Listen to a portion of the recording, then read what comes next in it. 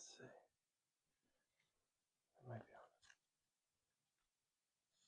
on. I'm gonna unhook my phone from Wi-Fi All right. to make that stronger. It says it's live. We're on. We're on. All right.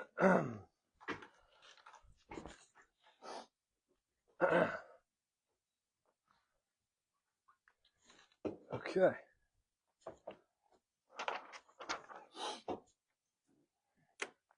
All right. This is series 1 of Forming a Better Life. Right. Me and Travis wanted to put this together. We took a bunch of different topics, right? Right. And we chose 3.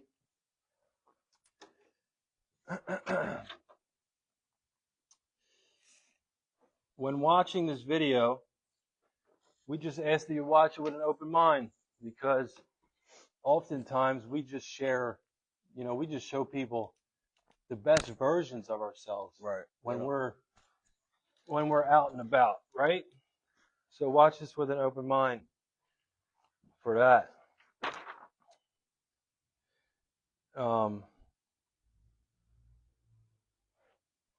I know I have a couple versions of myself that no one should see. I agree. I'm sure you could relate to that, right? Of course. Of course. These 3 topics out of 30, I think we came up with 30, didn't we? Something about that, yeah. 30 different things just came to mind, jotted them down. But out of 30, we got 3. How did we get 3? Travis picked 1. Number 1, addiction. I picked 2, being called. Number 3 was a mutual agreement. Owning yourself. And the reason we picked these topics is because they all kind of tie in together. Yeah. So that's how we're going to be transitioning from one to another, because they all tie together and have something to do with each other. Yeah. And each individual one is huge. Each topic is huge. It is. It is. Each topic has affected our lives differently, So the Definitely. better. So let's figure out why we're here, why we're sitting here doing this. Probably 2 weeks ago, I go out to lunch with Travis, who I hired on A couple months ago. right? Yeah. We go out to get lunch after work, and we ended up having a pretty strong conversation and went deep on some real shit. We did. All right. And going deep on those things, so many things came back to me right then and there that was like, damn. I got through that shit. Right. And I'm only just now remembering because I talked to you. And we got to realize that we have so much more in common than we really thought we did. Yeah. Yeah. And that's where it all started off. Was that one conversation sitting down at lunch. Yeah. We had a heart to heart. Yeah. And we came to realize, we both have the same mindset right now. Same mindset now. Yeah. Today now. Right. But let's move back 2 years ago. Right. Not even 2 years. Would you say it was 2 years? It was close to that. It was close to that. It was close to that. Okay, 2 years ago, I'm hustling, working. I need people to work. I bring on Travis, Ostan, and we're, high school friends. We went to high school together. We got into shit together back in the day. Being 18 years old, not even, right? Not even. 16, 17. Younger than 15. that. I knew you younger. When we really started connecting was in high school. Yeah. At the lunch table. Yeah. Well, fast forward to, what would that be, 2023. 2024. In high school? Nah. When you hired me. When I hired you. 2024, probably. 2024. When I hired you, yep. So I hadn't really seen you or been connected to you in that time. And again, I just needed somebody to work. Right. You know what I mean? An extra hand. So Travis comes in. This guy kicks ass doing work compared to the other people that were there at the time. Right. Right?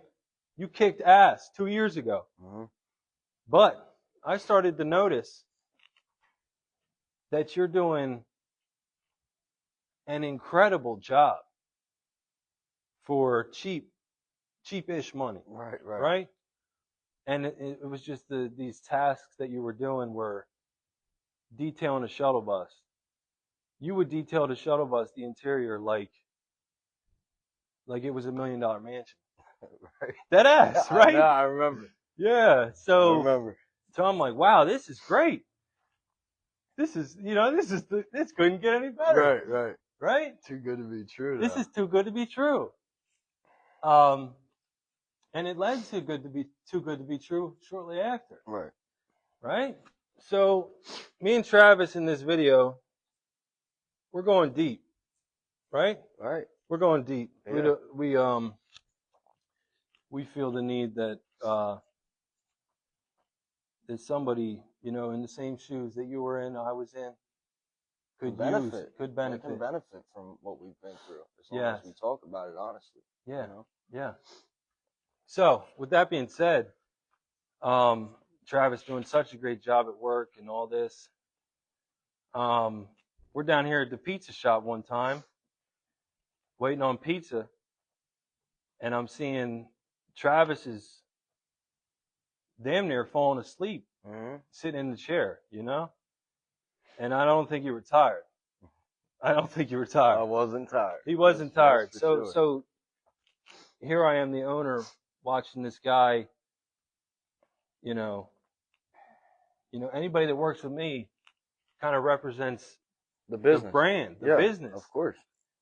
So seeing that, it was tough for me. Right. To want to continue working with you. Right. But at the same time, you did such a good job for, I don't know, $16 an hour. Yeah, it was or cheap. Whatever it was. It was cheap. So I was willing to work with you. Right. And then I brought it to your attention, and it wasn't just that one time. It may have been. It was a few times there. A few times. I remember the exact moment, when it was like, yeah. Yeah. So it may have been a few times where it's just too much, for me to see that, to want this person to be, falling asleep randomly when there's a customer here, or whatever the case is. Right. So I bring it to Travis's attention when I dropped you off to your house, because your house was on the way to the shop. You picked me up. So I'd always pick you up. It wasn't even 5 minutes into sitting in your truck. Yeah. So I brought it to your attention, and you straight told me, nah, man, I can't mess around like that because I'm on medicine. It'll do this to me. It could kill me. Right. If I fuck around and do drugs, right, taking this medicine, it could kill me. That's what you told me. Yeah. I believed you. Yeah. Okay? So the next morning I pick up Travis for work. It could have been 5:30 in the morning. It could have been 5:30 in the morning, and Travis has got the sunglasses on for the first time I've ever seen you wear sunglasses. Straight up. I remember. So I'm thinking to myself, he knows I'm on to him. And now he's wearing sunglasses and it's dark outside. Right? You're right. I remember. Clear as day. So I'm driving to the shop. He's got sunglasses on. You got your arm on the window like this. Like this. And you keep falling over. So I said, enough is enough for me. I'm not going to, if I brought it to your attention, and it continues, right? Right. Enough is enough. So while you're damn near falling asleep or whatever, You whip the truck around, truck and trailer. yeah, And when I woke up, we were in your my driveway, back in your driveway. So what are we doing here? Yeah, So I can't do this, man. I can't do this. And I respected that though, you know, because I previously I've been fired from jobs. When I get back into my active addiction, you know, it takes over. Yeah. I'm on autopilot. Yeah. You know, I'm not thinking about you. I'm not thinking about the business, but I understood where you were coming from when you said it's just business. Yeah. Yeah. You know? It's just business. And I didn't take it to heart, you know? And I had a hard time because I was so busy with just everything I was trying to do to want to take a second to help you with what you were dealing with. Right. From my standpoint at that time in life, my standpoint was F him. I get it. Right? I get it.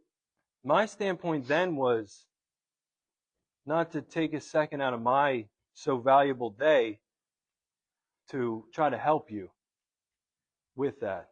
Instead, I dropped you off, right? And it said, this is no more. Right. Maybe when you get clean, you can come on back. Right. Because you did such a good job, you know, all that shit. Right. But back then, you know, I wasn't so much of willing to help you where maybe I could have helped you. Right. Maybe I could have helped you. I'm going to be honest. Couldn't nobody help me but myself. Yeah. You know? Yeah. I wouldn't listen to nobody. You know, and I kept repeating the same behaviors and the same habits that would lead me back down the same path. You know? Yeah. And I don't look at you any differently for the way that whole situation was handled. Right. Right? Because you've learned from it since that day. Yeah. You know? And so have I. You know? So I don't regret it at all. You know? I feel things like that needed to happen. You needed to get fired. We wouldn't be sitting here right now and have the understanding we have if none of that happened. Right. You know what I mean? Yeah. So, thank God that happened. Right. You know, that was best case scenario right there. But yeah, I mean, like I said, this addiction, you know, it's affected me, obviously. Yeah. You know, I struggled for a long time. And I lost everything I ever worked hard for. I didn't lose it. I gave it away. You know, because I got to the point where I no longer had control over myself. Right. Or what I would do. When that drug told me it's time to go make money so you can get well today, I did whatever I had to do by any means. Yeah. To do that. Yeah. And in the process, I lost myself. I lost my drive. You know, I lost myself. I'd look in the mirror, I didn't see myself anymore. If I said I was going to be somewhere, I was either going to be late or I wasn't showing up. You know? And with every situation I go through, it has taught me something. You know, I don't regret those days. You know, I don't. At this point in time. At this point in time. Back then, I ran out of hope. You know? I didn't have any hope anymore. I knew I was going to die and I was okay with it. You know, that's the point I came to. And, like, you know, time and time again, I've been to rehab 9 times. Full stays. You know, I've spent damn near a year in a rehab facility. I've spent probably 2 years total in recovery houses. You know, and each time I would get out, I'd have little reservations about, maybe I could still drink. Yeah. You know, or maybe I can still, smoke weed. Yeah. You know? Yeah. And, I would get out. I wouldn't take anybody's suggestions. You know, I wanted to live the way I wanted to live and do what I wanted to do. Yeah. And each time I'd go, I'd learn something new. You know, let me try this time. Let me try this. And I might get an extra month clean this time. and I would, you know. So, with this, addiction, number one on our discussion topics. Number one, Travis, is addiction. Travis, out of the 30 choices, chose. Something's wrong with the live stream. What's it doing? Apparently. I don't know. We'll figure it out. It might be alright, because I told Seth to... Oh, it sounds good. We're good. I told Seth to call me if something goes wrong. Alright, we're good. Alright, so, addiction. Out of 30, 40 topics. Good topics, too. Travis chose addiction. Okay, so Travis, man to man, between the two of us, right? Because that's what this is. That's what this is. This is a conversation like how we always have. Yes. Between the two of us. Addiction. What can you tell me? At what point do you start getting as deep as you did to where you could not get out?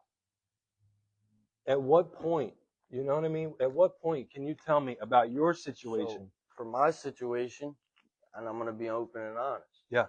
You know? With me, you know me, it started with selling drugs and getting into stuff like that. Not doing them, but selling them. Yeah.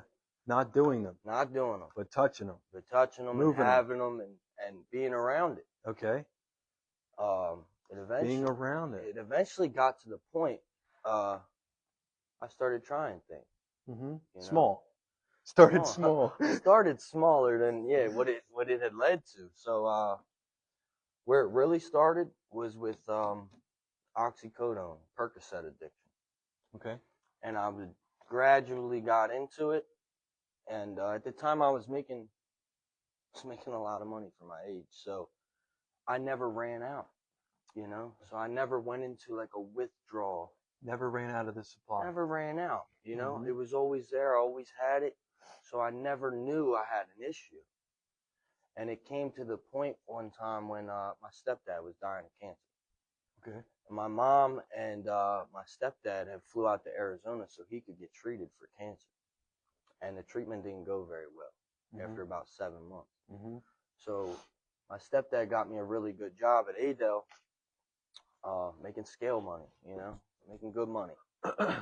And like I said, I never ran out. But when I made the decision, because my mom said, Kevin's dying, and I want you to fly out here so I don't have to be alone when he dies. So I said, okay. I got on a plane, and I went out there. When I got out there, I started to get sick. You know, I started feeling withdrawal symptoms, but I didn't connect the two. I didn't know what was wrong. So for a couple of days, I just felt weird, you know. It wasn't like a full withdrawal state because I didn't know how to solve the problem. I just thought I was sick. Okay. He died, and we went back to the hotel.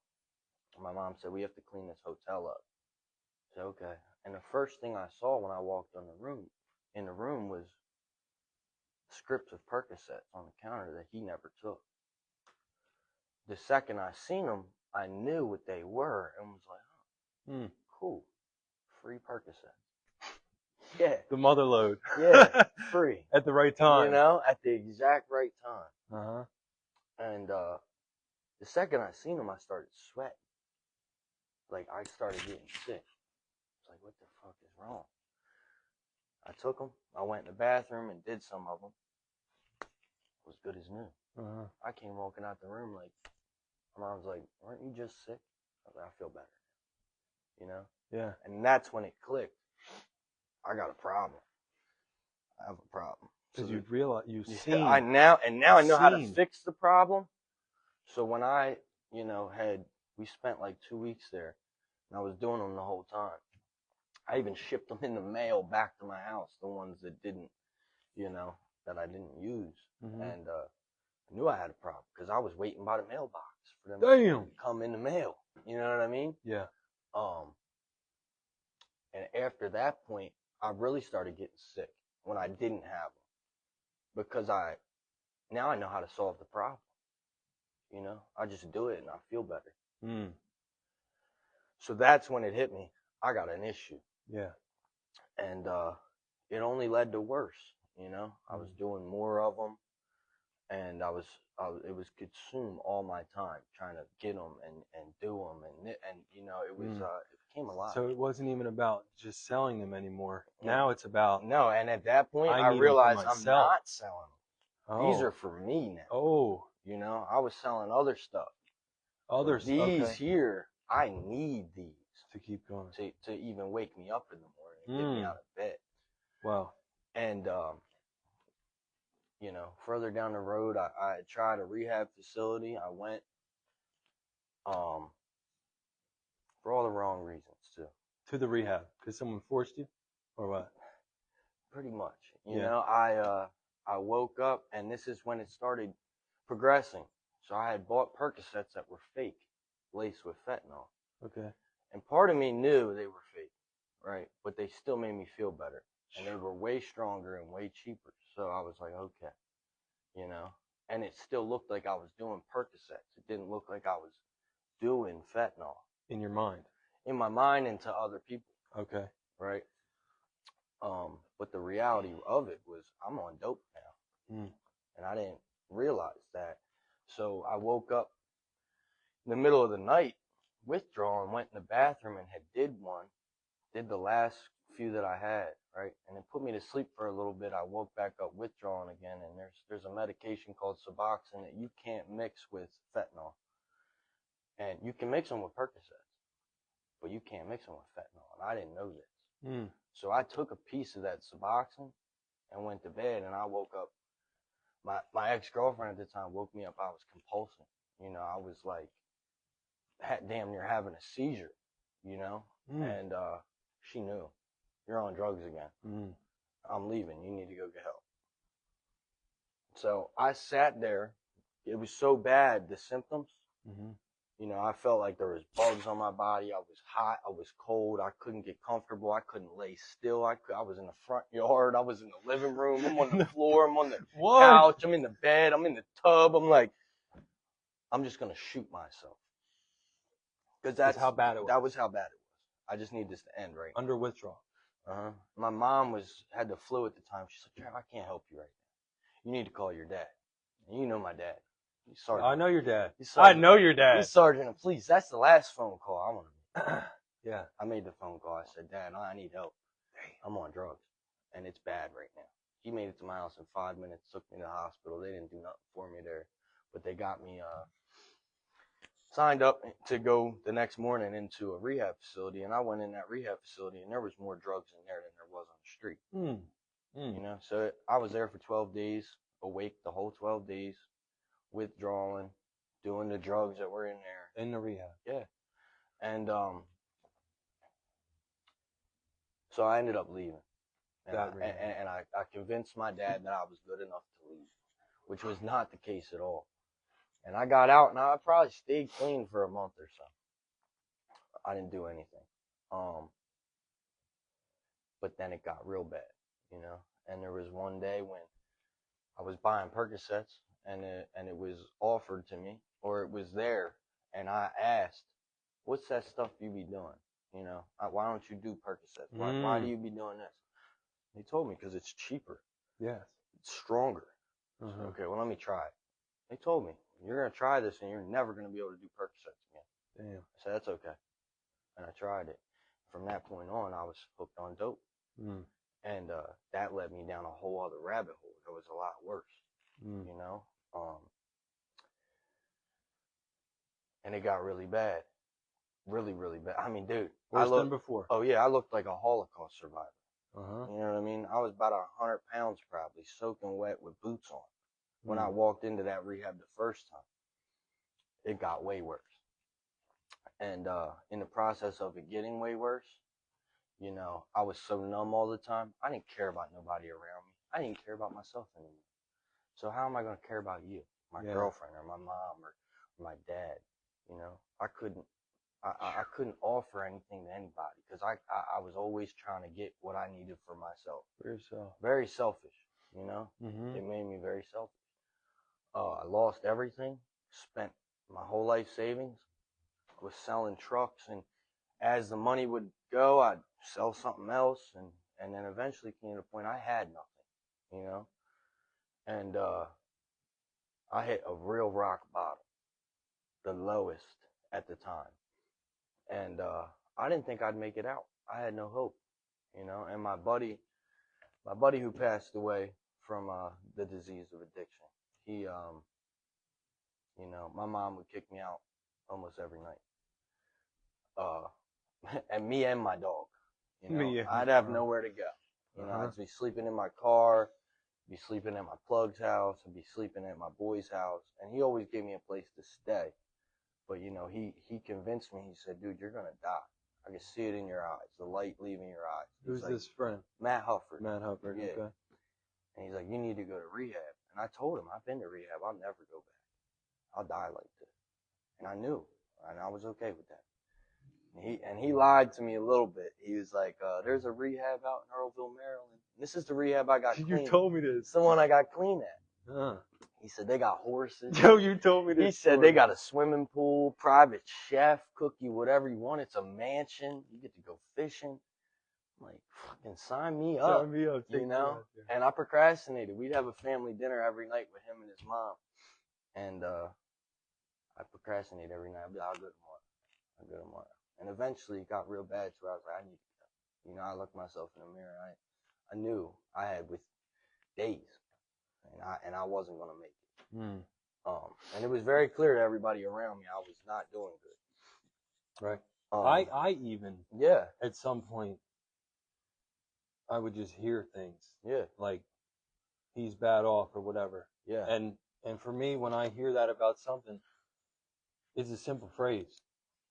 He's cracked out. Yeah. That's it. That was it. You know, if I'm at a friend's fire and, you know, a name comes up and, you know, why isn't so-and-so here? It's a simple phrase. He's cracked out.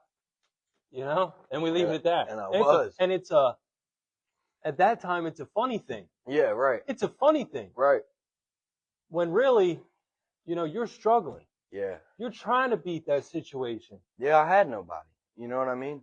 I had myself. I had my dog, who saved my life more than I can even count. You know, because without him, I was just ready to end it. You know, and Matt, you know, he was there for me when nobody else was there to talk about what I had to talk about. And he got me through that. He took me to that rehab my first time I walked in the door. There wasn't a pool, you know what I'm saying? He lied about the horses, but he got me in the door. Yeah. And I did like 33 days there and thought I was good, man.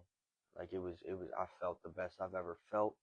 I gained some weight back, and he came to pick me up. And I got out. I started drinking, you know, and now I know I'm also an alcoholic. Now I know that, you know, that just opens up a door that I can't close, and it's going to open up many other doors. So now I know to stay away, because every time I get out and drink or something, it alters my mind, and then I'm like, this ain't what I want. And then I go get what I want. And then before you know it, I'm right back in the same position. And fast forward, you know, I went there. That was my first time there. I went there 7 other times. You know, to the same place. To the same place, to the recovery house on their property. Went through the whole program. You know, would get a few months, and then I'd get out, and I wouldn't use the tools on my tool belt that they showed me what to do. You know, how to cope. You know, build a network of people that you can call and count on. You know, wasn't going to meetings and stuff like that. And yeah, I'd fall right back into it every single time. So what got you? What was that one time? What was that one time where you really This time. Okay, tell me about this time. 13 months and 12 days ago, almost to be exact. 13 months. And a little over a year is what I have right now. Okay. And I walked into the rehab facility on 12/29/24. At 11:30 at night, my mom dropped me off because I usually would drive in, but I was fucked up this time. I was fucked up every time I went in, but I walked in the door within 4 minutes. I was OD'd, laying dead in a nurse's lap, and they Narcaned me. They did this sternum rub. They did everything to try to bring me back. Finally, I came to, and I jumped up, and all the nurses spread out because I'm now in a withdrawal state. The Narcan put me in that withdrawal state, made the drugs wear off, and I was freaking out. I said, I'm leaving. I'll walk this 2-mile driveway and walk home. I don't give a shit. And I said, who the fuck just Narcaned me? And the nurse was like, me, honey. You were just dead. Yeah. And at the time, I was ungrateful about it. I was like, you should have fucking left me like that. You did tell me that. I told her, I said, why did you bring me back? Why did you? I said, if for 1 second I had peace and you just took it away. Yeah. You know? And then the Narcan wore off and I was high again. So I started apologizing. I was like, look, I'm sorry. She's like, you just need to get in the ambulance and go to the hospital. When you get cleared, come back. I was like, okay, I'll do that. And I don't know what it was. I don't know if it was a God moment, you know, where it was a very spiritual experience where it was like, this is it, you know. God just showed me how easy it is for everything to just be over. You know, this is my last chance, is the way I felt. Yeah.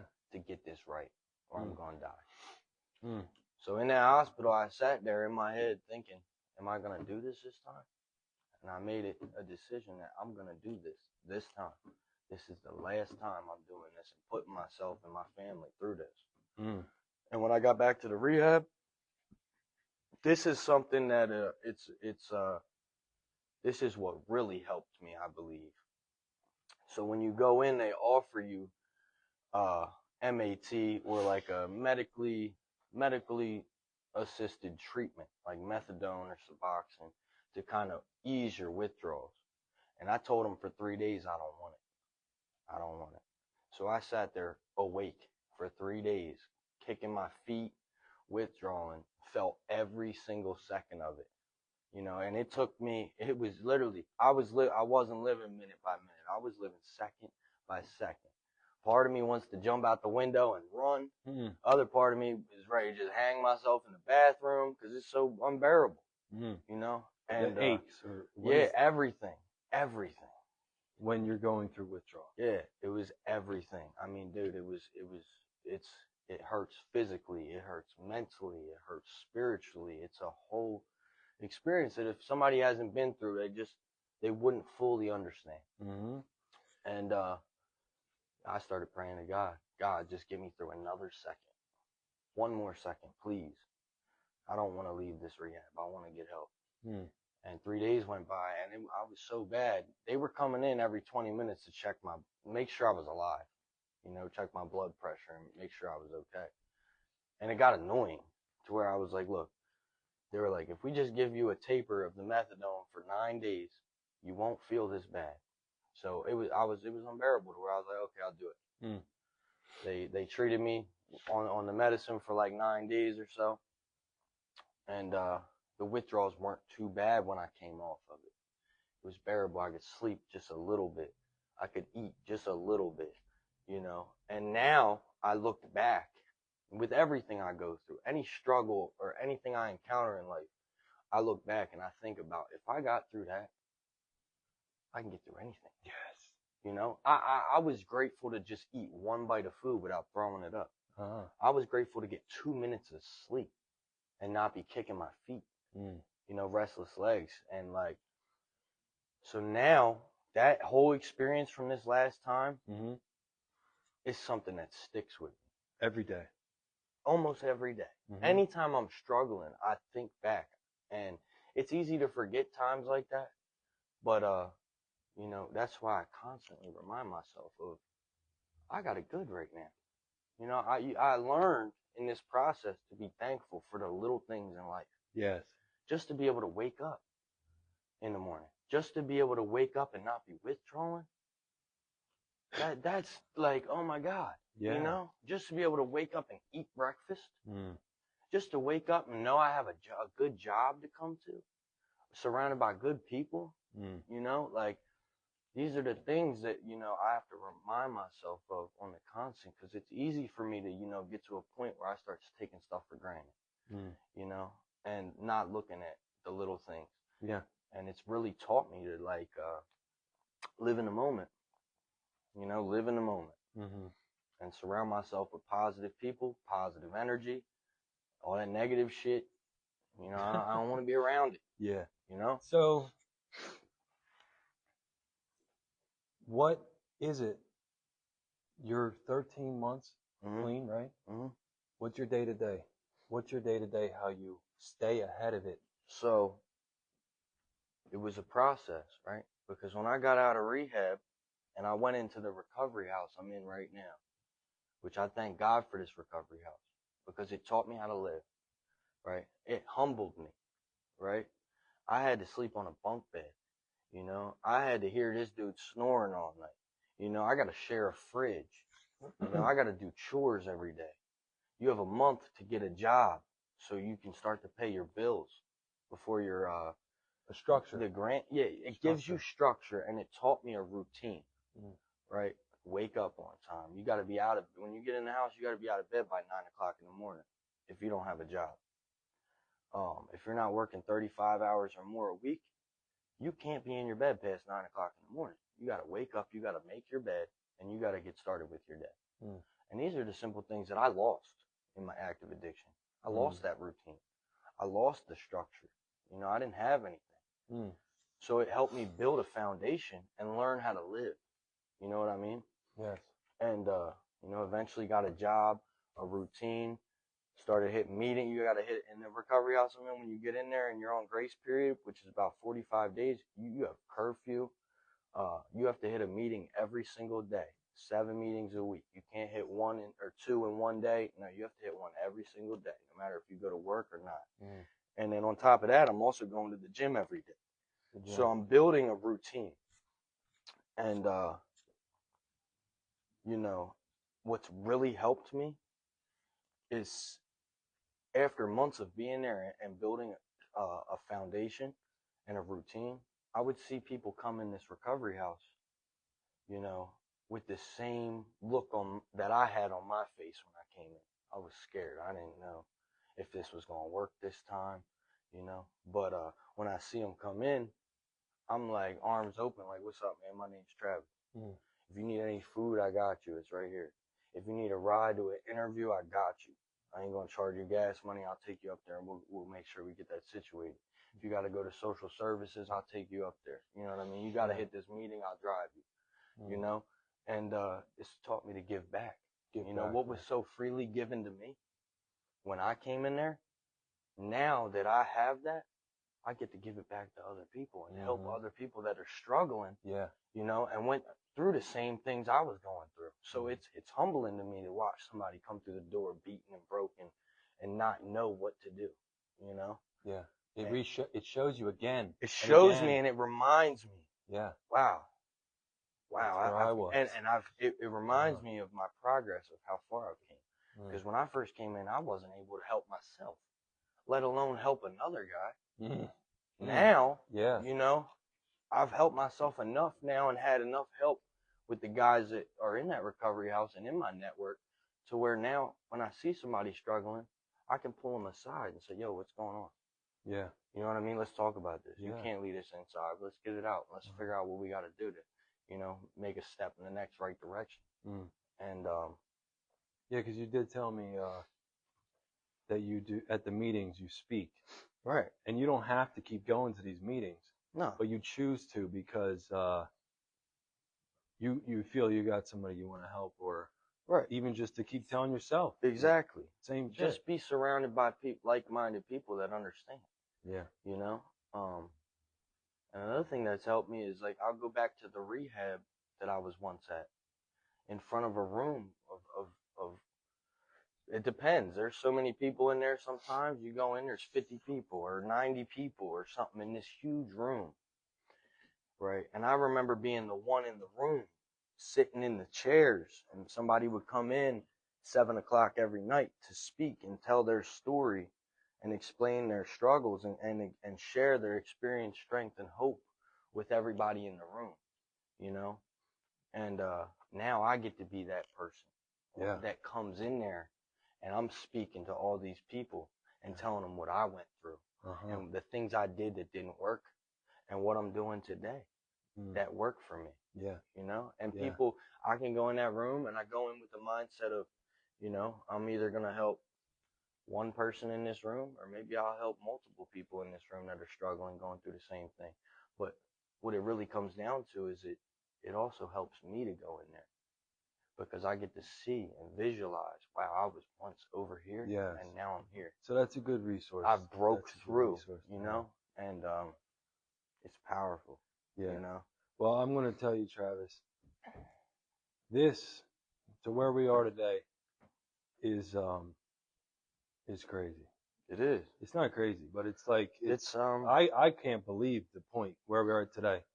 When I first brought you back in, I didn't know what to expect, you know, with work and stuff. So when you came back in to, again, I'm just looking for another hand. Right. Right? When you came back in, I could see a different Travis. I could, like, straight up, I see a different Travis today. Okay? And I'm proud of how far you've come with that, and with everything. Just the attitude you have on a day-to-day basis. Some of the mindsets we both share, right, that you have now, which you didn't have before, I didn't have before. Right. To see that is it's really something, you know? It definitely is. It's really something. And I want to say, like, me coming back in here, you know, this time around, you know, it's I've actually got to find myself again, and, you know what I want out of life. Yes. You know, and have goals that I'm working towards. So, and another thing that's helped me in with addiction is like you know, I go to the gym. Yeah. You know, and I didn't start going to the gym to build muscle or whatever. I was going for my mental health because I needed to just escape. And the things I've learned in the gym, like I told you before, I carry them on the outside. When I'm in the gym, I don't quit. You know, when it gets hard, I don't quit, because I know that when I fully accomplish what I'm there to do and I leave, I now know I did that. And that's something that I've helped build up was, you know, I'm not always motivated to get up and do it, but I've built self-discipline. Yeah. You know what I mean? Yeah. I've built self-discipline to tell myself, even when I don't want to, we're going to go in here and we're going to do it. You know, same thing. I carry it on the outside of the gym. When I come in here to work, all right, I'm going to come in, whatever I got down on my list, we're going to knock it out. Yeah. You know, and I'm going to do the best I can. Yeah. And you know, I don't have it all together. I'm far from where I once was, but I don't know it all. No. You know, I'm still learning. Right. I'm still learning. But that's another thing that I live by today is, like, I never want to stop learning. Yeah. Anybody. You could have a day clean and sober. You could come in the room and talk, and I might learn something from you. Yeah. You know, I don't judge people nowadays, you know, because there's opportunities everywhere. Opportunities everywhere. That's 100%. That is 100%. And on addiction, we're just speaking on, today we're just really speaking on the two number ones of your addiction, and then we're going to get into my addiction. Right. Right? Obviously, there's many other addictions. Many other addictions. Besides drugs and alcohol. Besides drugs and alcohol. Of course. Right now, of course. You know, but we'll get into that on another video. But addiction for me, yeah, so what's your point on addiction? How has addiction affected your life? You know what I mean? Yeah. How has it impacted you negatively, and how has it impacted you in a positive way? Okay. You know, what have you learned from it? Yeah. So my addiction, I didn't know it was addiction until I wanted to change. I wanted to change it. I wanted to see if I could go 3 days, a weekend, without drinking. That's where it starts. Yeah. You just start realizing, experimenting. Yeah, you to start see, realizing what you have can a I problem. do? What can I do here? Right. But my addictions, I guess it started when I started drinking was, when I was younger, 17 or so. And, your party phase of life. Right. We're going and getting drunk. It's just, at first, it's just fun. a part of it. It's just fun. Yeah, it's just fun. And So it was fun, right? Until it wasn't fun anymore. Until it was a problem. Yeah, exactly. So back in my party days, I got this, I'm just drinking. Yeah. Right? Every weekend I'm drinking. I know. I remember. Damn near every day I'm drinking. I remember. And I'd even just drink in the basement at my mom's house. Right. I don't need to be out partying to drink. I'll drink right here by myself. Right. Right. And Nat got on me like, "Why are you drinking by yourself?" I'm like, I don't know. I like drinking. Right. So here I am. Right. Drinking, playing Call of Duty. Right. Whatever. Right. But then, it stretched further. So once I started messing with bikes, motorcycles, all this, and with trauma, with, dealing with stuff, I started to use drinking as a way to cope. Yeah. Right? It's not just about partying anymore. Right. And having fun. I agree. Now I'm using it to cope with my problems. Yes.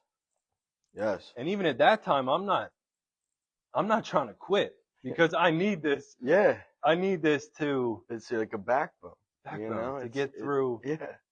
Depression, to get through dealing with things. You're going through. All that stuff. So look,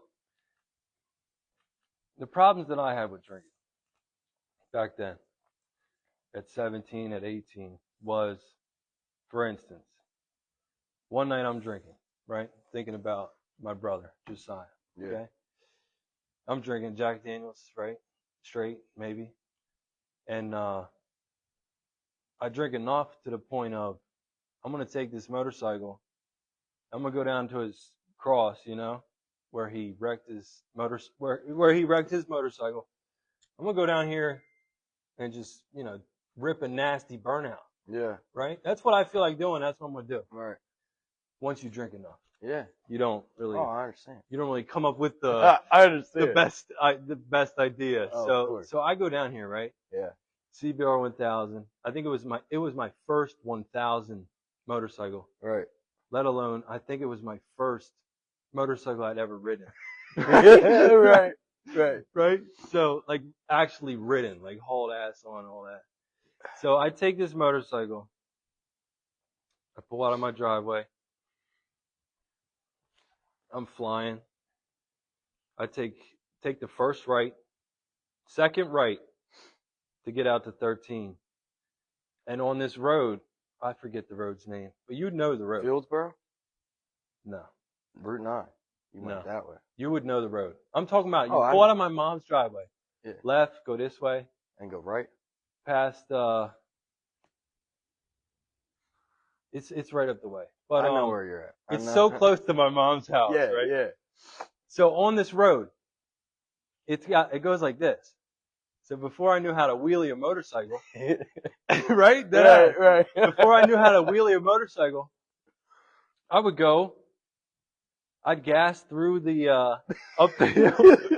I'd go up the hill and I'd gas out of it. So I'm using the hill to get me to do a wheelie. Yeah. So the first one, do a wheelie. Second one, do a wheelie. Third one, do a wheelie. By the time I got to that third one, I'm doing 80, 90 miles an hour. Right? No helmet on. Right. Just having fun. Yeah. So I'm going too fast. And the turn's coming, right? 90 degrees. Right. I know where you're talking about. You know where I I'm know talking about. exactly where. There's a tree down there. Yeah, I know exactly where you're talking about. So look, I'm cruising.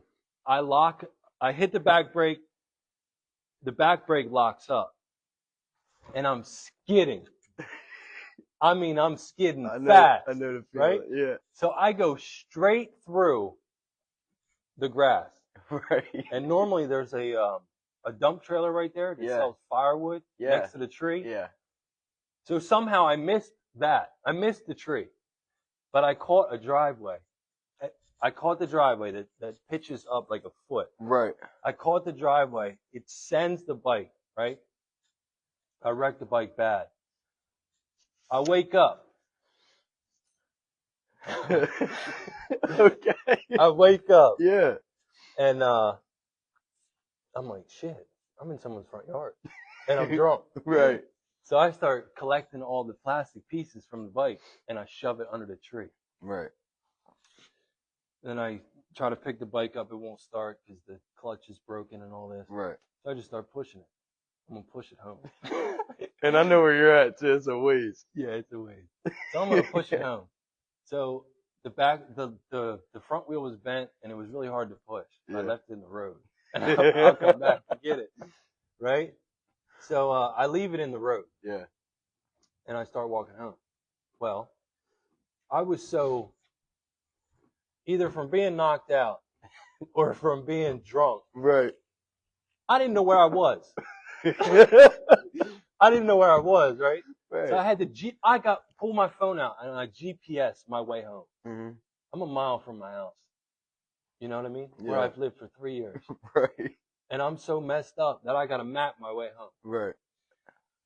So that was one of them. That was one of my things that's like, maybe drinking's a problem. Right, right. Right? Maybe drinking's a problem. Number 2, and this is just quick things that I can think of. There's a bunch of stories. I agree. Number 2, I'm all drunk one night. Same situation. I want to go do a burnout up here at the cross. Yeah. So this time, I'm in a Chevy crew cab, long bed, and I decide I'm gonna run over these 2 yield signs because people don't know how to yield. Right. Right there. Yeah. And that's what killed my brother. Right? So that's what I thought. I'm gonna run over these 2 yield signs with my truck. So I run over these 2 yield signs, and one of the yield signs punctures my transmission and gets stuck into the gas tank. Right? And it's bent out like this. And I'm dragging this thing on the side of the road. Right? So eventually I ran out of gas because it punctured a hole in the gas tank. Right. And I got to pull over on the side of the road. A couple minutes goes by, and mind you, I am drunk. Right. I'm drunk. Cop pulls up on me. Comes out, looks at the situation, and he straight told me, I understand. Mm-hmm. I understand what you're dealing with, is what the cop told me. And he said, you can leave the truck here tonight. I'll give you a ride home. Right? So no DUI. I didn't get a DUI. Right. I didn't get my truck impounded. That didn't have insurance, no tags, all that. So I got away with it. Right? I got away with it. And he gave me the ride home. He left the truck. It was no big deal. Right? But for me at that time, drinking was still fun. Yeah. Even though I did shit that cost me money. Right. And ruined shit. Right. Material stuff. It was still fun. You know? I didn't want to give up my fun. I didn't see a reason to. Right. But moving forward in life, and then having kids, you know, is different. So, you know, you become busier in life with kids and stuff. Right. And just overall. So, another story here on why and how I realized that drinking for me is not good. Right. Is not good. And this is a reason enough for me at that time to say, I'm going to make a change right? Mm-hmm. The truck was not a change. Nearly dying on my motorcycle was not a change for me. This next story is why I changed, and any other reasons. But this next story, okay? Working so much all the time, right? I always needed something to fall back on. Right. Something to look forward to, because I'm putting all this time into this business and this thing and that thing. I needed my thing to enjoy, Right. the other side of it. And that's where I used alcohol. Okay?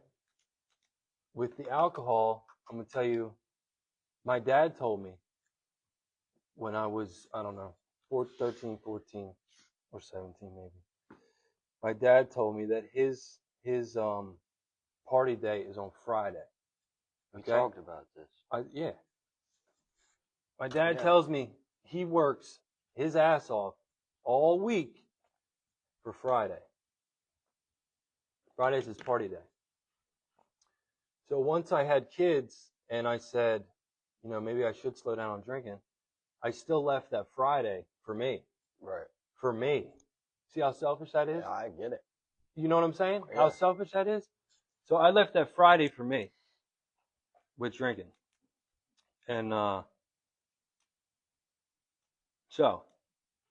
but then the Friday started to turn into an issue, Every Friday wanting to be drunk was an issue. So you would work all week. I would work all week just for Friday. Just for Friday. I understand exactly. I can relate to that. Yes. Yeah. I can relate. So, and again, it's something to look forward to. Right. So let me tell you this. Keeps you going, kind of. Yeah. So you want to get through the week. Yeah. So trust me, I know exactly how that is. Mm-hmm.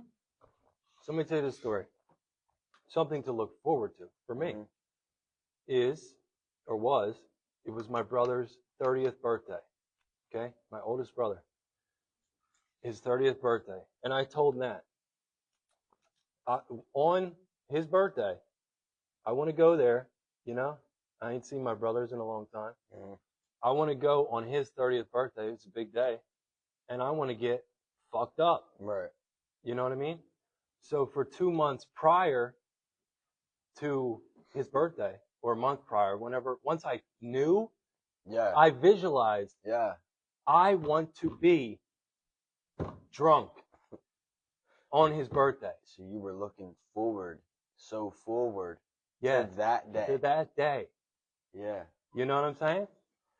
And I'm sure everything leading up to that day, you weren't fully focused on, because you were so worried about getting to that day. On that you day. know what I mean? I was willing to work harder here. Yeah. To sacrifice here. Right. Because I knew, I'm looking forward to that thing. Right. Okay? So I'm looking forward to that thing. And I tell Nat, which is my fiance. Yeah. 11 years. I tell Nat, I want to be fucked up. I want to be drunk on this day. And she's like, okay. Right. Okay. Right. Right? So we make this arrangement where we're all going to go, drive together. We're going to go. She's going to hang out with us, together. Mm-hmm. Cyrus was there, my son. And then at some point she'll leave and she'll take the truck. Right. Right? So during that day, during the party, I'm sipping, right? Mm-hmm. I'm sipping beers because my son is there. Yeah. And I know better. Yeah. And I'm sipping beers, right? But in all reality, all I'm waiting for is for the second that she leaves. Right. With my son, so that I can start on this thing that I want so badly. Right. Right? So, that's what the plan was. That's what I was hoping was going to happen. That's what, Yeah. That's what the plan was. Okay? Yeah. That's not what happened. That's not what happened. Right. As, 8 o'clock came, 8:30 came, 9 o'clock came, she wasn't leaving, right? Mm-hmm. So, and then by the time she was getting ready to leave, by the time she's getting ready to leave, she starts asking me stuff, right? Mm-hmm. She starts asking me, who's going to take you home? Because she's taking my truck. Right. Who's going to take you home? I go, I don't know. You know, I Right. don't want to talk about who's going to take me home. Right. I just want you to leave so that I can start Right. drinking. Right. Drinking. Yeah. You know, like right. drinking. Right. But she pressures me on who's going to take you home. And I go, I don't know. Little Bill drive me home. Right. She looks at Little Bill and goes, Little Bill's drunk. Little Bill's not taking you home. Right? Right. Right. I go, okay. And I'm getting frustrated. Okay. Yeah. Seth will drive me home. My brother Seth will drive me home. Right. She looks at him. Right? Yeah. Seth's drunk. I'm like, Nat, when the time comes, I'll take anybody to drive me home. Right? Like, it's okay. Right. I don't think I'm going to get blacked out and Right. not be able to make the right decision on who's going to drive me home. Right. Right? So she with that, and then finally, you know, it's nearly 10 o'clock, 10:15. There's still a bunch of people at Noah's house, right? Right. But at this point, us communicating in front of these people, you follow me? Yeah. Now it's like, just go ahead and go. Right. Right? Right. It's okay. So anyways, Noah tells me, we're going to, you know, the party's damn near over. Yeah. He tells me we're about to kick everybody out anyway. So just go ahead and leave. Right. Okay? To me, having my brother tell me, Right. my brother look me in the face and tell me to leave his house when for 2 months I needed to get there. Right. Right? I needed to get there just to get drunk with him and with Seth because I hadn't seen him in a while, you know. Right. And I want to drink with him. Yeah. Right. So for my number one, Natalie, to switch the script on me and now got me kicked out of my brother's house, Right. basically, Yeah. this shit pissed me off so bad. I bet it did. So bad, right? It didn't just piss me off, it upset me. Right. For my number one to make it such an issue right then and there Yeah. that it threw off my plan completely. Okay? Right. So, we get in the truck, we're driving home. And I'm pissed. Like, I can't look over at her, I can't talk to her, nothing. And when I get home and she gets out of the truck, she goes inside. I turned my location off on my phone and I left the house because I was so angry and I was so sad, kind of, Right. you know, that I couldn't do what I felt I needed to do, what I felt I wanted to do, what I needed to do, Right. and all that. So then the next morning when I woke up, I started to think, maybe I shouldn't be able to get that pissed off. Right. Over what?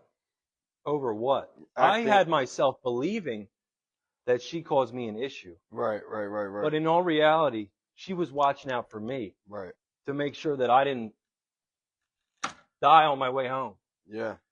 Right? But the alcohol is what I wanted so badly that I could not see that she's trying to help me. So it alters you, right? Drugs and alcohol is going to alter you to think and act on your emotions, right? Before you can really sit back and think about what's really going on here, Right? And what was really going on, she was looking out for Yeah. you. But you couldn't see that. I couldn't see that. All I'm thinking is you need to go. You're so fired up about what just happened that you can't sit back and really address the situation and see what's going on. See what's going on. But that next morning when you woke up. The next morning when I woke up. You came to and kind of realized. I kind of realized, yeah. You know? Yeah. I understand. But yeah, so then I just started to realize, like, maybe this drinking has way too much power over me. Control. Right. It has way too much control. If I got that mad, if I got that upset, right. Like, you know, if I got that mad about it and had to turn off my location. Yeah. Because I felt as if she can't know where I'm at because she didn't let me do what I felt I needed to do. Right. She doesn't deserve to know where I'm at. Right. So the location's off and I'm gone. Right? Right. So there's a reason. Now that started as a reason of maybe this is a problem. Yeah. For me. Okay? We're an hour in, aren't we? That's okay. Just on number one. Yeah. Just on number one. Okay. So once I started to realize the power it had over me and how mad I got, then I decided it was time to make a change. Right. Right?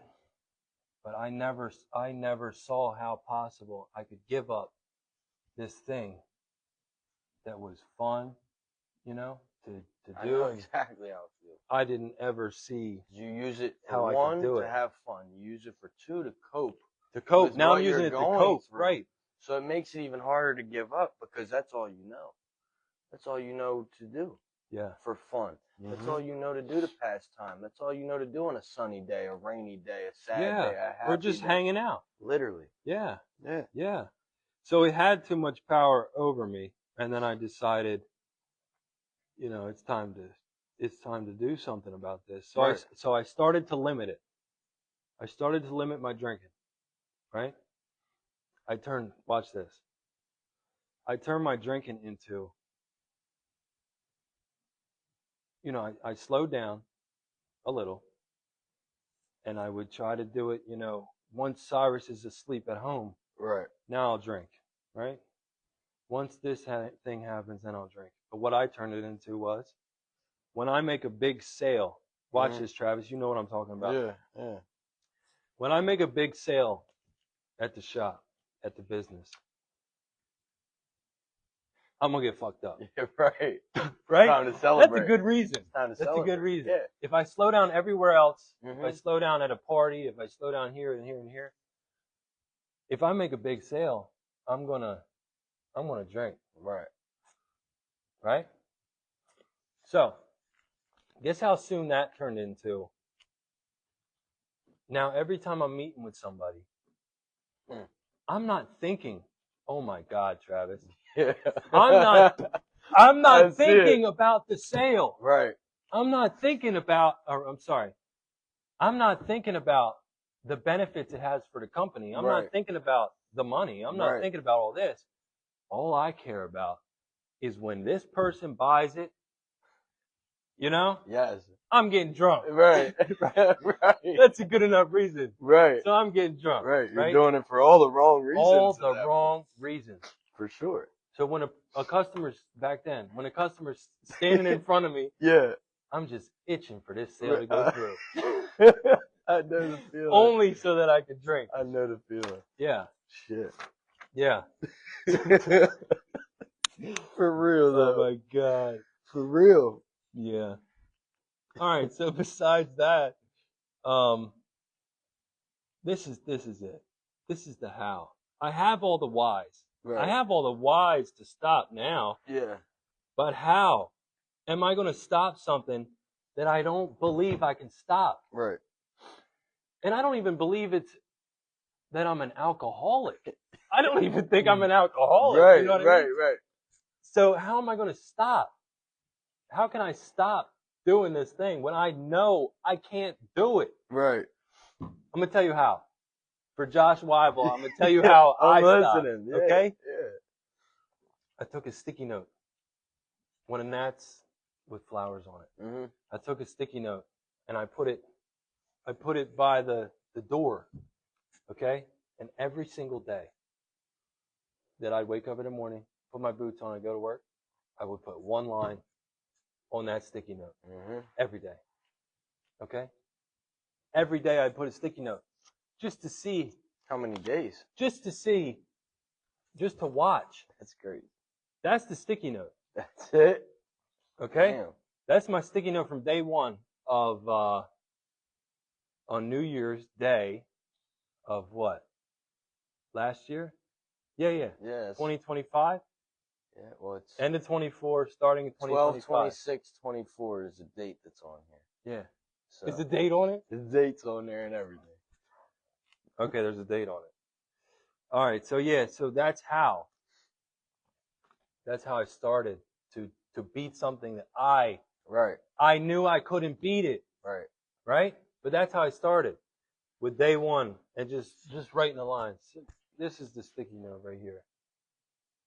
Okay? You notice my weight is on here too. 177 pounds back in 24. Right? When I was drinking. I'm now 153 pounds. As soon as I stop drinking, this weight. You're going to lose that water weight, that water retention. Weight vanished. It's calories, pointless calories. Yeah.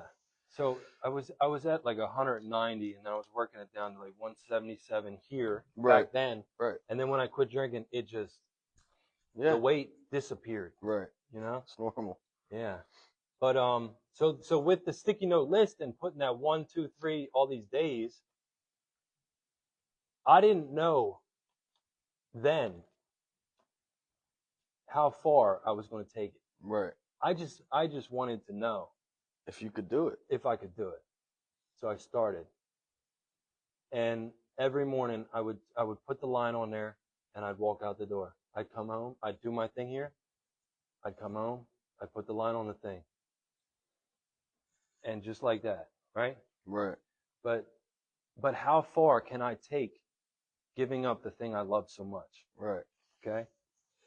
How far can I take giving up the thing I love so much? Okay? I quit drinking on New Year's of last year. Mm-hmm. My birthday's in March. Okay? I had to ask myself when I'm putting these lines on here, am I not going to drink on my birthday? Yeah. Right? That's a party day. Am I not going to drink on my birthday? Right? I know the feeling. Yeah. So am I not going to drink on my birthday? I don't know. Maybe I will, maybe I won't. Right. Then I began to ask myself, am I not going to drink at my brother's wedding? Right.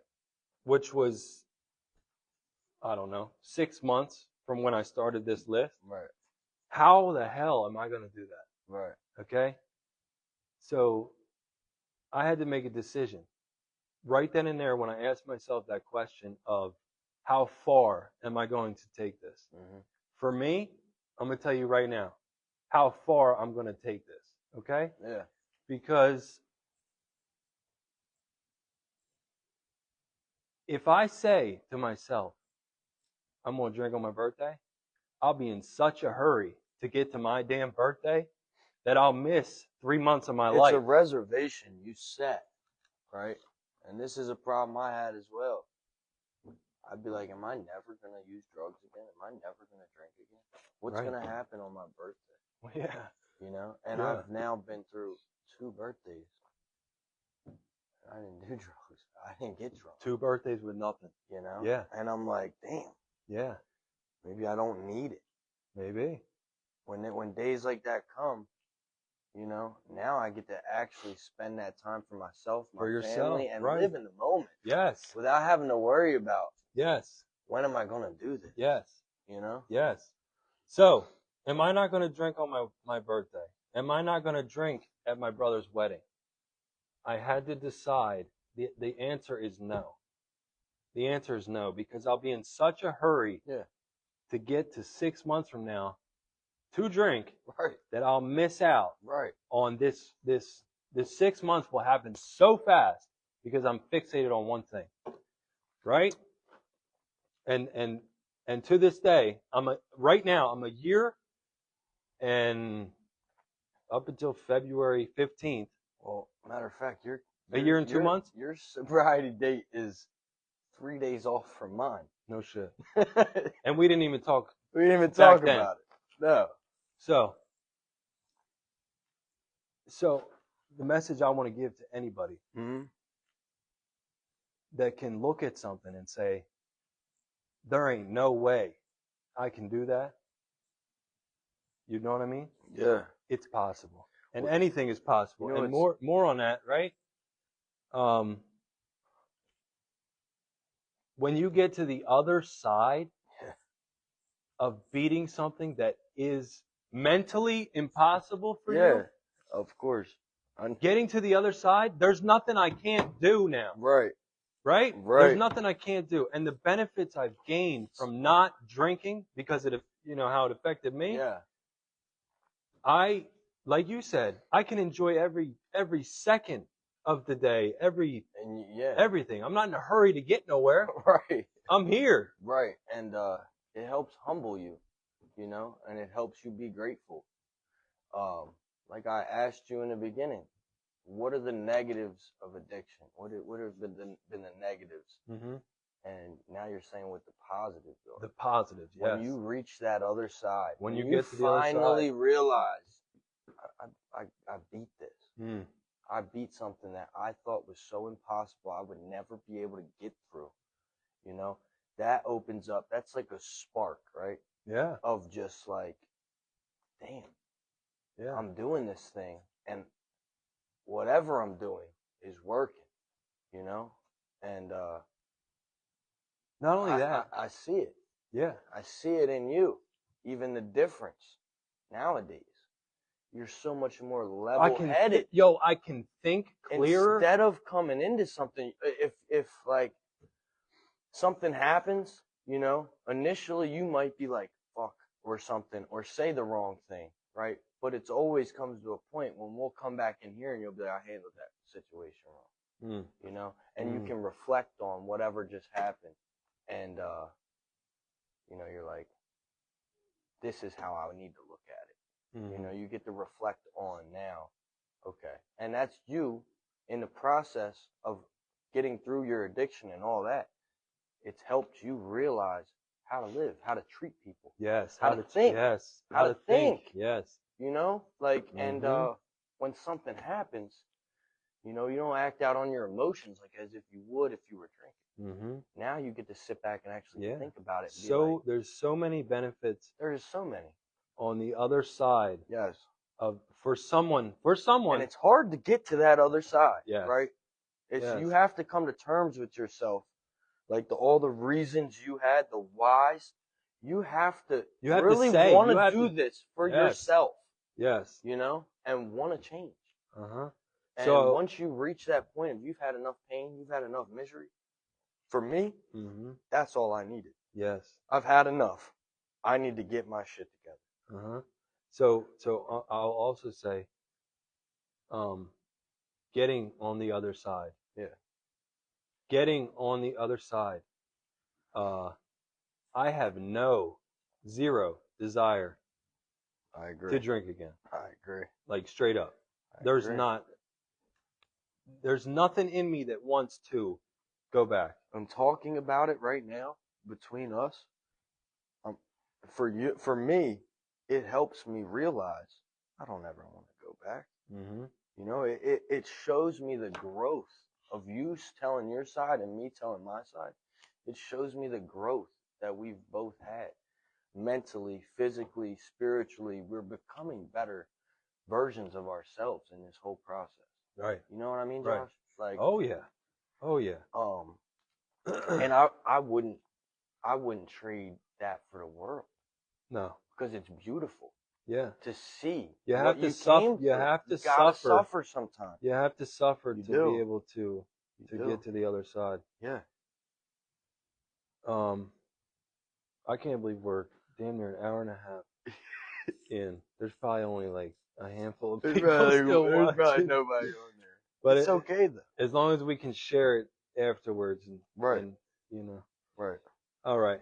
So, wow, I'm really surprised we've been able to spend this much on one topic. So next time we do a podcast, maybe with just one. We'll have one topic. Uh-huh. You know, and if it goes into the next, you know, what we could also do is save this one for next Sunday. No, we're gonna get it in. Let's get it in. Then. We're gonna get it in. Let's get it in. We're definitely. I agree. We should definitely. But I'm surprised that we. Me too. I was thinking like 5 minutes apiece. yeah, for real. But we're learning. You know that when we So, get to talking about something that makes sense and get to talking about our stories and our habits and you know the things that the techniques that we try to you know implement into our daily lives nowadays, it's going to take a little bit. Yeah.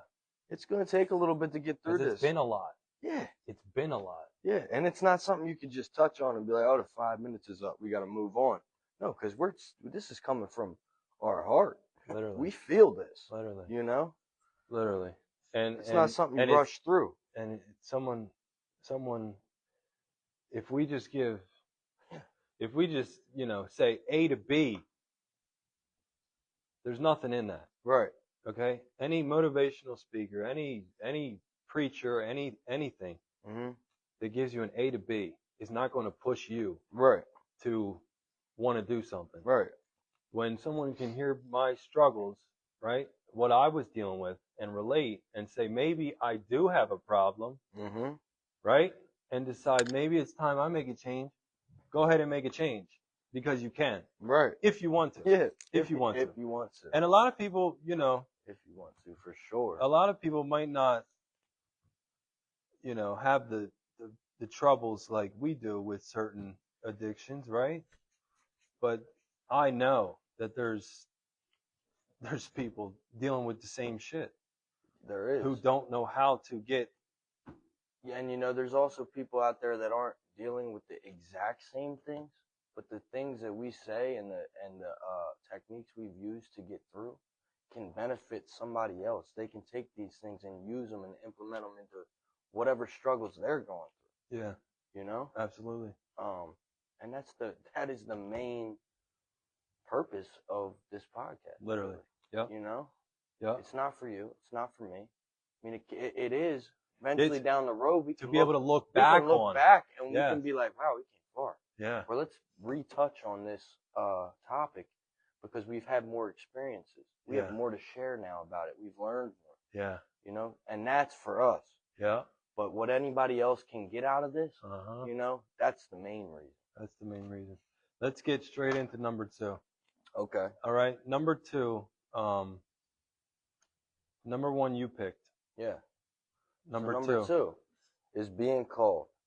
And what I'm assuming being called means is what is your purpose? What is your purpose? What is your calling? You know? And how do you, so for you, what events, you know, have led you to figure out your purpose or calling? Or what you know, has led you to, you know, even want to care about what is my purpose? Yeah. You know, what is the real purpose of me? Why does God have me here? Right? Yeah. So being called, for me, I'll tell you why I chose being called. I chose being called not only because I feel called, but I'm going to tell you, I feel called by the Lord. Yeah. Right now, a week ago, 2 weeks ago, 3 weeks ago, I've been feeling called, but I ain't done shit about it. Right. Right? And there's this thing I want to share. This thing that popped up. There's this guy. How do I find this? There's this guy, Bobby Ferguson, okay? I've never met the guy. I'm friends with him on Facebook just because business, right? And he shares, I think I've been friends with him for like 2 years, right? And only just recently I'm noticing these videos that he posts on his Facebook. Let me see how I can find this. So when I'm having these thoughts of feeling like I need to do something, right, these things are popping up and you're noticing it. Yeah. It's like a signal or a you sign. you better go through and do it. Right. So it's listen. a sign from God or whatever your higher power is saying, look. Let's listen to this. This is Bobby Ferguson, I think 6 days ago. If it'll load. You all ready to see that? That's not it. Here we go. You are the most qualified person.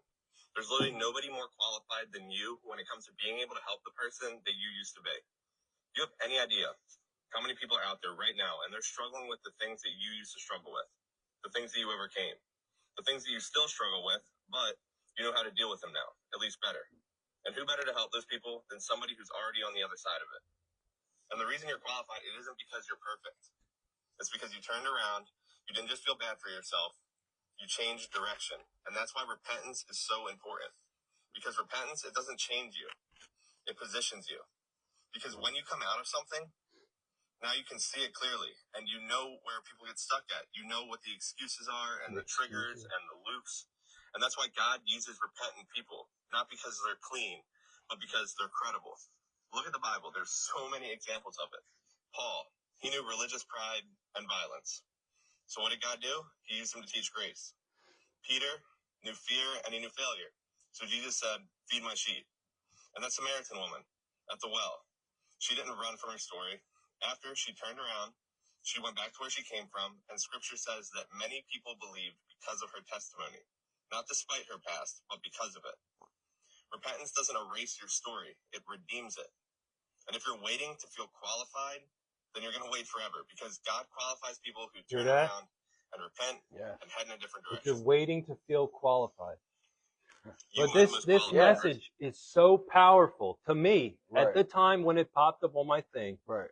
It says exactly what I'm thinking. It says exactly what we just talked about. It says what we just talked about. You know? So when I seen that, I'm just like, wow, let's do something. Right. So I brought it to you. I said, what do you think about doing a podcast? Right. Right? And now here we are. So being called. Right. I do feel called. Okay? Called by the Lord to do something with this. And I'm going to tell you why. Over the past month, 2 months, I'm praying with my family every night. Okay? I'm praying with my family every night about this struggles I still have, even beating this one addiction, struggles I still have. I'm praying with my family, right? For the past month. And let me tell you how these things I'm praying for, which are also impossible in my head, right? But by up to today, from a month ago or a week ago, I went from praying to help me, right? I went from praying to help me with this, to help me and Nat work better together for these kids, help, in so many different ways. Went from praying, asking, to now when I pray, like tonight, for instance, all I can say is thank you, thank you, thank you, thank you, because all those big things have been knocked out. Right. You know what I mean? So for me, and I love that. I love that you say that. Because recently, this past couple months, I've been praying a lot. And I'm not going to lie, sometimes I take 20, 30 minutes and pray, out loud to God, And back when I was trying to get clean, my prayers were kind of selfish. My prayers were kind of just like, God, get me through this 1 second. God, remove these withdrawals. God, please give me the will to want to just do this and for myself, And I've realized recently, now that, things have been working out and I've been trying to live a different life, have different perspectives on things. I haven't spent so much time fully praying for myself. I try to always pray for the people around me, my friends, my family, the struggles they're going through.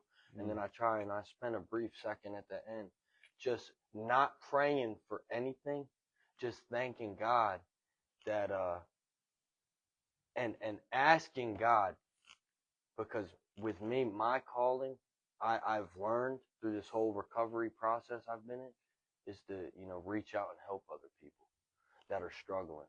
And I feel that's my calling. I feel like that's how you're being called. That is my purpose. And so I'll thank God for giving me that gift. Okay. Yes. Thank you, God, for giving me the gift to be able to help other people even when I'm struggling. Because it helps me too. It helps me too. It helps me when I help other people. And I bring them, out of what they're going through and help them get through it. It shows me that I've came far because I was once the person that needed help. So being called, I mean, that's huge for me because I've actually came to realize what my calling is and what I feel my purpose is. Yeah, maybe you were put through the ringer. I was put through. Maybe you died for 2 seconds so that you could be where you are today. Exactly. And being used. Exactly. Being called to do something. And I don't regret any of the things I've done or been through, because now I can look back and it taught me what I know today.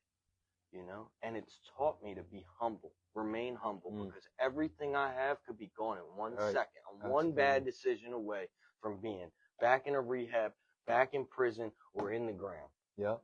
Right? Yeah. So everything I do nowadays, I try to do it with good intentions. And a good heart. Yeah. And if I get screwed in the long run, I know, well, whatever. That's okay because I had good intentions and a good heart. Yeah. Yeah.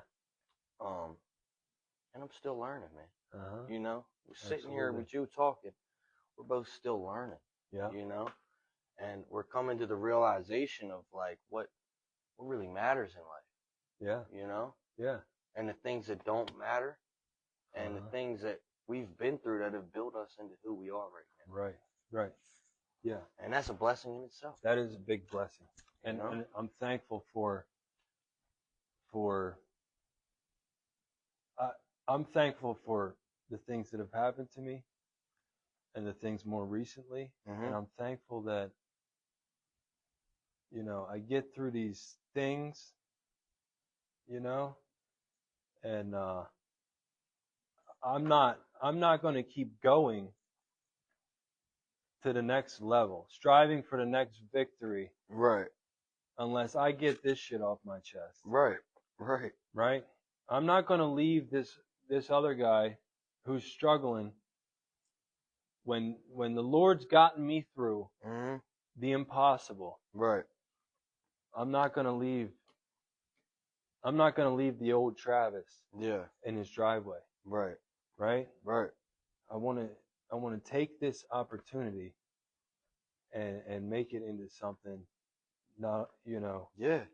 something bigger than yourself. Yes. Yeah. It gives you purpose outside of yourself. Within the process of this, you're helping yourself and you're becoming a better version of yourself. But that's also allowing you to realize, like, it's so much bigger than that. So much bigger. Like you told me the one day, I could set a goal so far out, right? And work towards this goal every single day. Yeah. And it's not about when I actually reach this goal.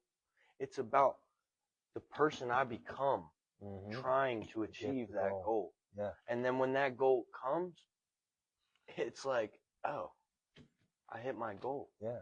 And that's not the biggest benefit or the biggest achievement is not reaching that goal. It's the fact of the things I went through and had to get through. The discipline you're going to need to get to that goal. You build up. Yeah. And the person you become.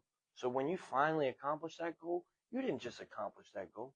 You accomplished every step leading up to accomplish that goal. To get there. Yeah, and we'll touch more on that when we talk about, different topics. Right. Money. Right. View on money. Yeah. My view on money. That's a big one. My view on money from when I turned 18 it's changed for me today is big different. So we'll probably for sure. We'll probably do we'll probably touch that on another video. All right, let's get to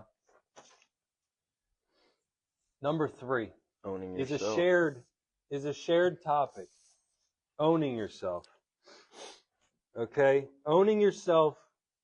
We can jump back and forth on this too. Yeah, for sure. But owning yourself, for me, some positives with not drinking. Now, for instance, when my son wakes up in the middle of the night, Daddy! Daddy! Daddy, come in my room, right? Right. Come play with me. When my son calls me and I'm not hungover, I can come in his room with a smile on my face. Right. You know? Right. That my son called me in here. Right. Because he wants me. Or Right. he needs me. Right. Right? The old me, when I'm all, hungover, right. the old me was like, damn, Right. Or the old me was like, Nat, can you go, Right. Can you go get him? The old me was angry. Yeah. The old me had anger Mm-hmm. tied into that because, whatever. So that's just owning yourself. Now I own myself. Yeah. Right? I own my feelings when I'm not weighted down by this drug. Yeah, or this monkey on your back. Yeah. You know what I mean? Yeah. So that's one of the big ones for me, owning yourself. And for me, the way I can relate is in my active addiction, it came to a point. I didn't own my time anymore. There you go. I didn't own anything. What I had to do when I woke up and I was sick, my brain told me, that drug told me exactly what I was going to have to do. I don't care if I have to rob somebody. I don't care if I got to steal from somebody. I don't care what I have to do. I'm going to do it so I can be well. Yeah. And then once you that didn't own yourself. mission was accomplished and I got what I needed and wanted, right? That's when I would sit back and be like, now what do I want to do with my time? But leading up to that, I couldn't do what I wanted or needed to do. I did exactly what the drug told me I needed to do. Yeah. I didn't own myself. Yeah. I looked in the mirror, I didn't see myself. You know? Geez. And nowadays, I own myself. I own my time. When I say, Josh, I'm coming in early. Yo, early. And you do. When I'm coming in early and I'm doing all this. So by the time you get here or Ostan gets in here or whatever, this is all done or ready for him or for you. The heat's on. We're good, And when I say I'm going to do that, nowadays I actually get to do that. It happens. Because I own myself, I own my time, and I'm a man of my word when I am myself. Yes. You know what I mean? Yeah. If I say I'm going to do something, I'm going to do it. But I wasn't always like that. Yeah. So owning yourself, another one for me is situations, right? Not being stressed with situations.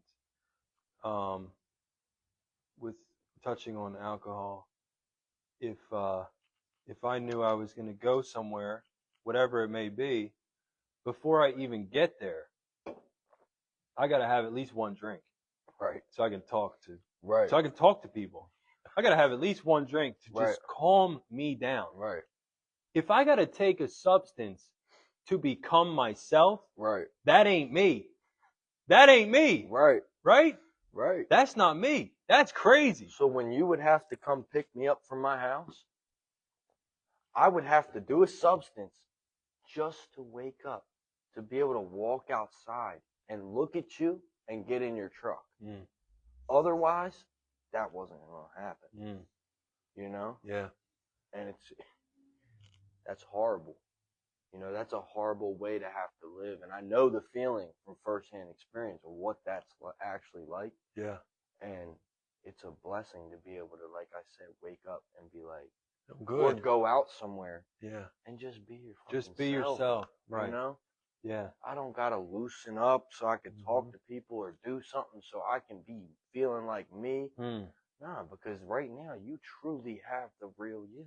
Yeah. You know, there is nothing out there controlling your time, your mind, anything. Right. You know? Yeah, you can do what you need to do nowadays. Yeah. You know, and not have to worry about something like that. Right. And now with owning yourself, now that I'm back into business full effect, and drinking is not the goal. Yeah. The goal is to build the brand, to build the company, to sell good things, right, to work with companies.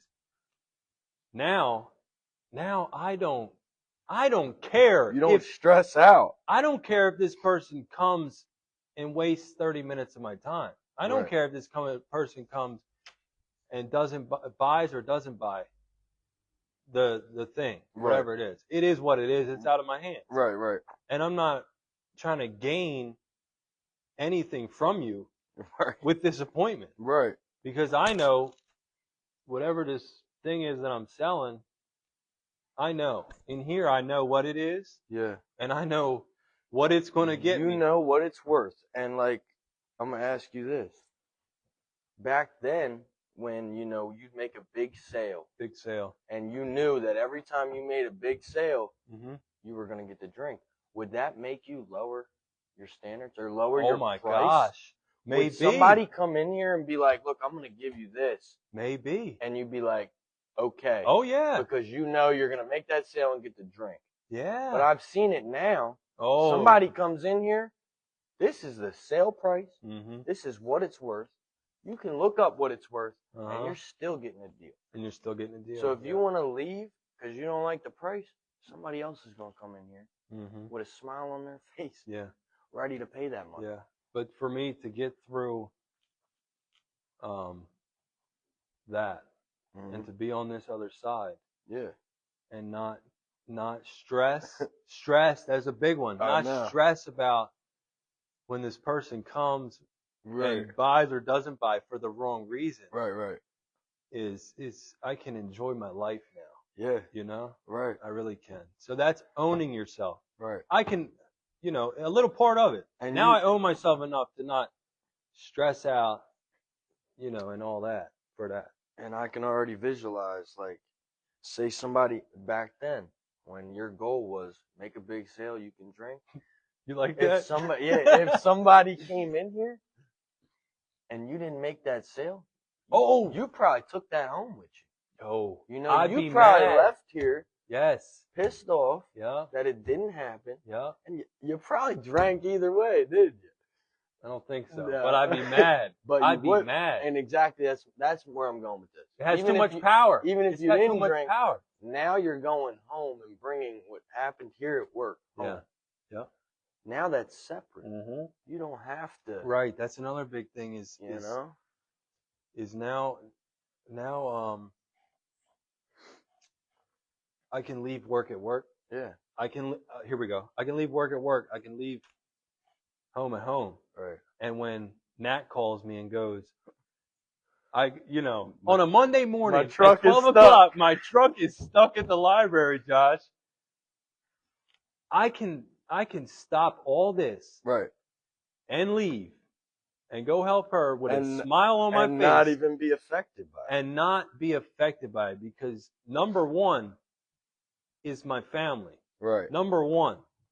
This is all number two. Yeah. This shit comes and goes. Right. Right? So owning myself in that aspect is good. Right. It's good. For sure. And not only now do I get to own myself and own my time, my family gets a version of me that I didn't have before, that I didn't have to offer. You know, now that I own myself and I can, live in the moment, I can go be around my family and not be worrying about all the stress and other things that come with it. I actually get to be myself, not just for myself, but for my friends and family. Yeah. I get to show up. Yeah. You know, and not be stressed out about it if something's wrong. You know? So another one was stress. And this is part of owning yourself. Stress for me used to be, if I took, when selling stuff, if I take a deposit and the guy says, I'll buy it in 3 weeks, or I'll buy it in 2 weeks. If I take a deposit on a $20,000 truck, right, just say, and back then, if I take that deposit and it's about to be Christmas or it's about to be a birthday, I used to be in such a hurry to finalize that deal, because the deposit was made. Right. I would think about every way it could go wrong. Right. When I get home, I think about every way it could go wrong, and every day leading up to the day the buyer is supposed to come back and buy it, right?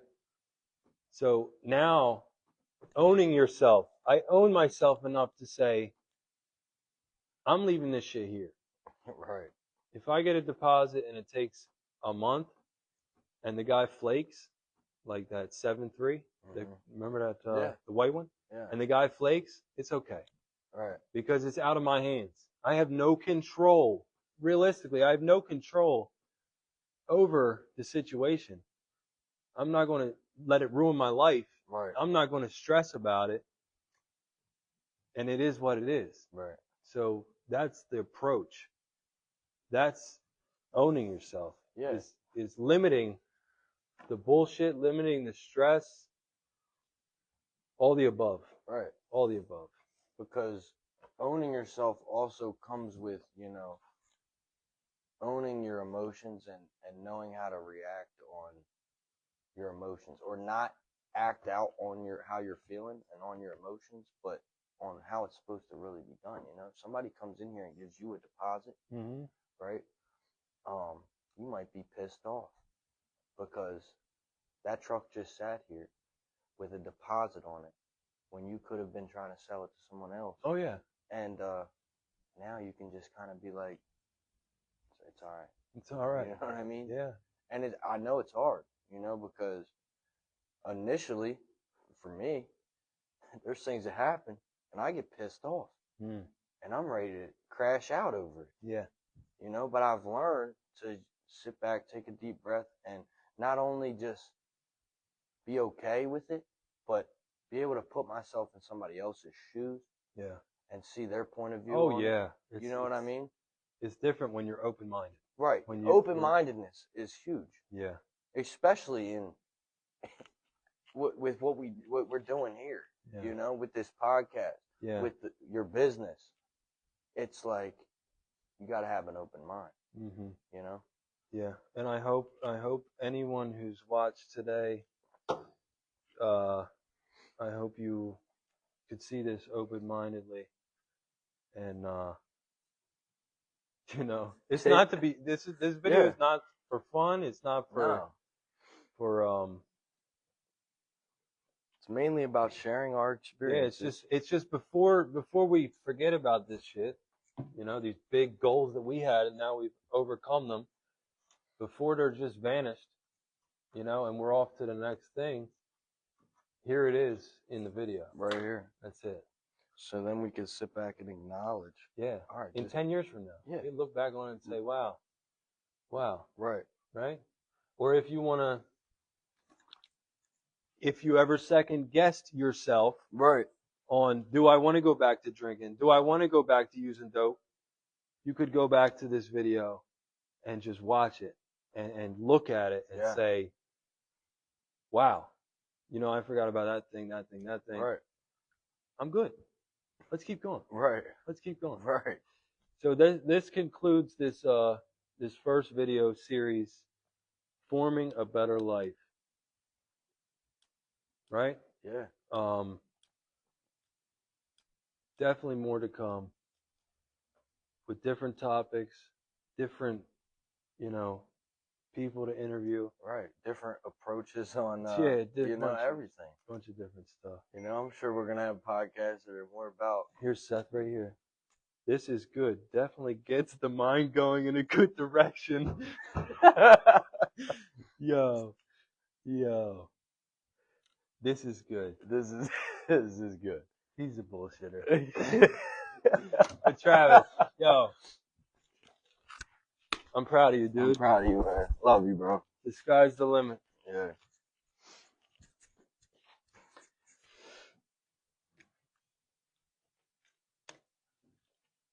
So how do we Let me see.